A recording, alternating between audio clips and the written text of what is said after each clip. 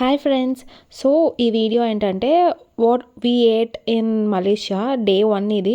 So నేను వెళ్ళే ముందే ఇంకా వెళ్తున్నామని అనుకున్నప్పుడు ఏముంటా స్పెషల్ అని చూస్తే వాళ్ళ డిష్ ఏంటంటే స్పెషల్ది నాసీ లెమక్ అంటారు.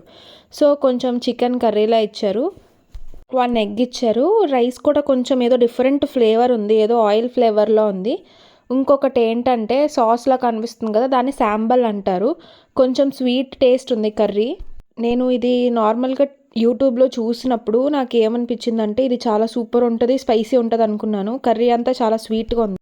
సూపర్ ఉంటుందిలే అని ఇంకా ఆగలేక ఫ్లైట్లోనే ఆర్డర్ పెట్టేసాం. మనకి దీంట్లో ఏంటంటే ఎండు చేపలు ఇస్తారు. ఇక్కడనే కాదు, మలేషియాలో ఏ రెస్టారెంట్కి వెళ్ళినా సరే ఫ్రైడ్ పీనట్స్, ఈ డ్రై ఫిష్ అన్నిట్లో కామన్. ఇంకా దిగ్గానే నేను 7-Eleven స్టోర్కి వెళ్ళాను.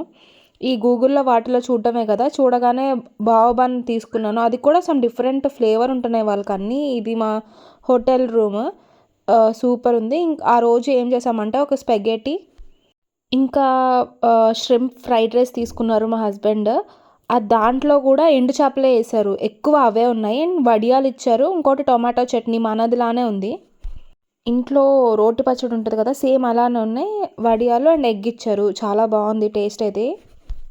కానీ మనకి ఎండు చేపలు తగులుతుంటే అంత మంచిగా అనిపించదు. We ended our first day with spaghetti and fried rice. Bye.